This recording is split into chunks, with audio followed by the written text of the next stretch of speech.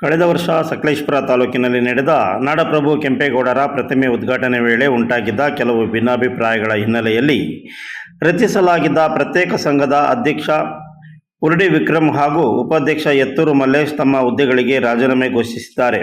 ಈ ಕುರಿತು ಮಾಧ್ಯಮದೊಂದಿಗೆ ಮಾತನಾಡಿದ ಉರುಡಿ ವಿಕ್ರಮ್, ನಾಡಪ್ರಭು ಕೆಂಪೇಗೌಡರ ಪ್ರತಿಮೆ ಉದ್ಘಾಟನೆ ಸಂದರ್ಭದಲ್ಲಿ ಕೆಲವು ವಿಚಾರಗಳಲ್ಲಿ ಅಸಮಾಧಾನ ಉಂಟಾಗಿದ್ದ ಕಾರಣ ಪ್ರತ್ಯೇಕ ಸಂಘವನ್ನು ರಚಿಸಲಾಗಿತ್ತು. ಅದರ ಅಧ್ಯಕ್ಷನಾಗಿ ನಾನು ಹಾಗೂ ಉಪಾಧ್ಯಕ್ಷನಾಗಿ ಯತ್ತೂರು ಮಲ್ಲೇಶ್ ಕಾರ್ಯನಿರ್ವಹಿಸುತ್ತಿದ್ದೆವು ಎಂದು ತಿಳಿಸಿದರು. ಕಳೆದ ವರ್ಷ ಏನು ಸಕಲೇಶಪುರ ತಾಲೂಕಿನಲ್ಲಿ ನಾಡಪ್ರಭು ಕೆಂಪೇಗೌಡರ ಪುತ್ಥಳಿ ಉದ್ಘಾಟನೆ ಸಮಯದಲ್ಲಿ ಸ್ವಲ್ಪ ನಮಗೆಲ್ಲ ಒಂದು ಕೆಲವು ವಿಚಾರದಲ್ಲಿ ಅಸಮಾಧಾನ ಇತ್ತು. ಆಗ ನಾವು ನಮ್ಮದೇ ಆದ ಒಂದು ಸಂಘ ಮಾಡಿದೆವು.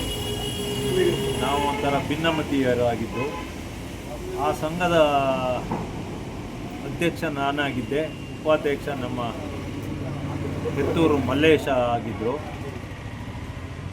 ಆಮೇಲೆ ಈಗ ನಮಗೆ ಅಸಮಾಧಾನ ಹೋಗಿದೆ. ಇತ್ತೀಚೆಗೆ ಅವರ ಕಾರ್ಯವೈಖರಿ ನೋಡಿ ನಮಗೆ ಖುಷಿಯಾಗಿದೆ.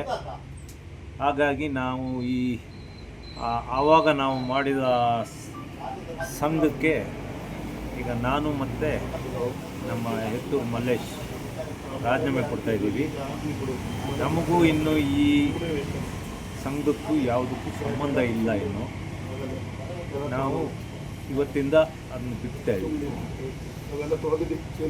ಆದರೆ ಇತ್ತೀಚಿನ ದಿನಗಳಲ್ಲಿ ಮುಖ್ಯ ಸಂಘದ ಕಾರ್ಯವೈಖರಿ, ಸಂಘಟನಾ ಚಟುವಟಿಕೆಗಳು ಹಾಗೂ ಸಮಾಜದ ಹಿತದೃಷ್ಟಿಯಿಂದ ಕೈಗೊಂಡಿರುವ ಕಾರ್ಯಕ್ರಮಗಳನ್ನು ಗಮನಿಸಿದ ಬಳಿಕ ತಮ್ಮಲ್ಲಿದ್ದ ಎಲ್ಲ ಅಸಮಾಧಾನಗಳು ನಿವಾರಣೆಯಾಗಿವೆ ಎಂದು ಹೇಳಿದರು.